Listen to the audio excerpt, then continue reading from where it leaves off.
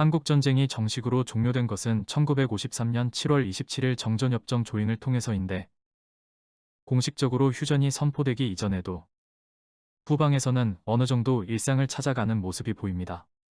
폭격에 무너질 뻔했다가 긴급 보수를 마친 남대문 앞으로 전차가 운행되고 있습니다. 남대문로 전차선로 옆으로 군용 트럭들이 줄지어 달리고 있습니다. 그릇가게들이 있는 이곳에는 지금 카메라 가게들이 있지요. 서울 시내를 달리는 전차에 반공구호가 적혀 있습니다. 휴전이 성립될 때까지도 북진 통일을 주장하는 목소리가 꽤 높았지요. 포탄을 맞은 건물이지만 완전히 무너지지만 않았으면 어떻게든 이용합니다. 벽만 남은 건물들이지만 사람들이 북적대니 다행히 활기가 도는 것 같네요. 병원 진료 과목이 요즘과는 다르네요.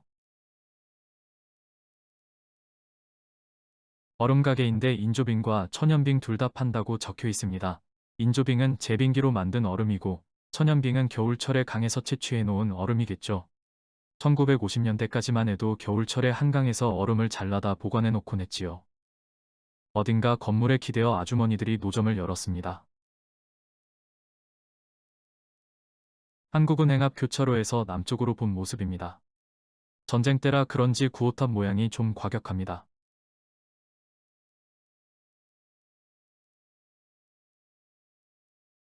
왼쪽 붉은 벽돌 건물은 중앙우체국이고 오른쪽 건물은 현재 신세계백화점 본점인데 1951년 8월부터 1954년 11월까지 미군 PX로 사용되었습니다.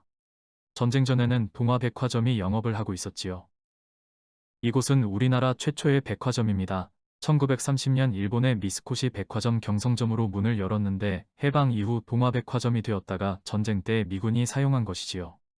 1955년에 동화백화점이 돌려받았지만 몇 차례 소유권이 바뀌다가 1963년 신세계백화점이 되었습니다. 미군 PX 옆 건물은 옛 제1은행 본점인데 다행히 전쟁에도 무사했고 이때는 잠시 한국은행이 사용하고 있었습니다. 1929년 조선저축은행으로 설립되어 35년에 이 건물을 지었고 1950년 한국저축은행으로 1958년부터 제1은행으로 바꾸었다가 2005년에 스탠다드 차티드 제1은행이 되었지요. 1987년 본점이 종로로 옮긴 뒤 지점으로 사용되다가 신세계에 매각되었습니다. 신세계 옆으로 난 길이면 지금의 소공로인데 이때는 작은 길이었네요.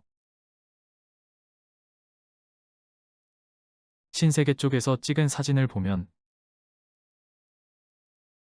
중앙우체국 모퉁이가 보이고 그 옆으로 영어 간판들이 즐비합니다. PX가 있어서 군인들이 많이 찾아올 테니 자연스러운 현상이겠죠.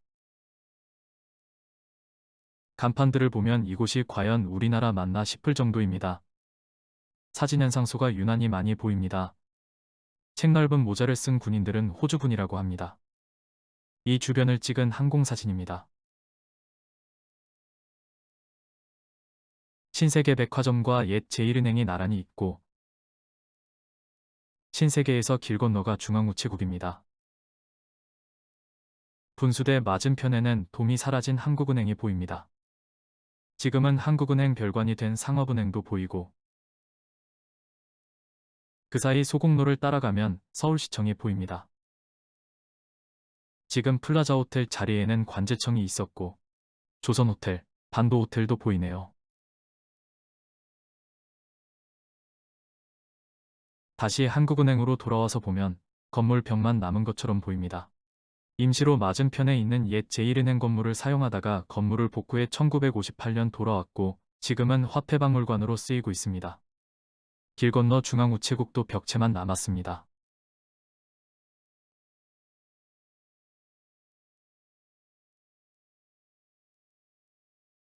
(1884년) 우정총국으로 처음 우편 업무를 시작할 때는 종로구 견지동, 지금의 조계사 옆에 있었습니다. 세종로의 한성우체사라는 이름으로 옮겨갔다가 1905년에 경성우편국으로 현재 위치에 자리를 잡았고 1915년 이 청사를 신축했습니다. 서울중앙우체국이라고 불린 것은 1949년부터입니다. 뼈대만 남은 중앙우체국 건물 주변으로 노점상들이 자리를 잡았고 총을 맨 군인들만이 전시임을 깨닫게 해줍니다. 길 건너 제1은행 옆 골목에도 영어 간판이 가득합니다. 사진에서 오른쪽 가방 가게 옆이 자유시장 입구인데 지금과는 입구 위치가 조금 다릅니다.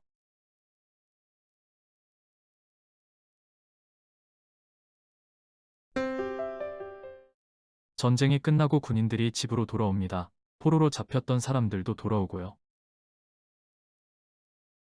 부산으로 수도를 옮겼던 정부는 정전협정이 체결된 후 8월 15일 서울로 돌아왔습니다.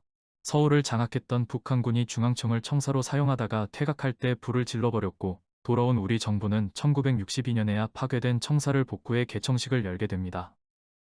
대통령 재취임 1주년을 기념하는 프랜카드가 걸려있는데 이대 대통령 선거는 52년 8월 5일에 있었습니다. 동십자각은 다행히 무너지지 않았는데 총탄 흔적이 남아있습니다. 아직 삼청동천이 복개되기 전이라 동십자각 옆에 다리가 있네요. 9월에는 미팔군 사령부로 사용되던 서울대 환수식이 열렸습니다. 51년 5월부터 미팔군에서는 동숭동에 있던 서울대를 사령부로 사용했는데 정전협정 뒤 용산으로 이전했고 9월에 환수식 행사를 연 겁니다. 이날 최규남 총장은 학교를 완전히 돌려받는다는 의미로 테일러 장군에게서 열쇠를 건네받았다고 합니다. 동대문은 석축에 총탄 흔적이 남긴 했어도 남대문처럼 큰 피해를 입지는 않았습니다. 동대문 안쪽에 전차 차고지가 보이고 청계천도 일부 보이네요. 전차가 달리는 이곳은 배경으로 보이는 인왕산의 모습으로 보아 종로 같습니다. 이런 모습을 보면 이제 일상으로 돌아왔다 싶지만 서울 곳곳이 폐허였습니다.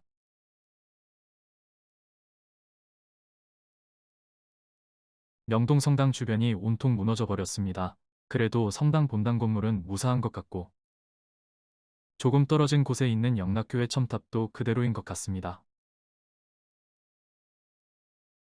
폐허가 된 건물을 정리하며 복구를 시작합니다.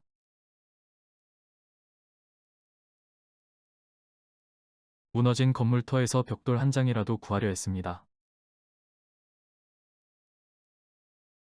아이들까지 돕고 나섰습니다. 다 무너지고 벽체만 남은 건물에라도 자리를 잡고 장사를 합니다. 뼈대만 남은 이 건물은 교회였을 것 같네요. 이분들은 빨래라도 하고 오는 걸까요? 아니면 행상에 나선 걸까요? 전구와 그릇을 함께 팔고 있습니다.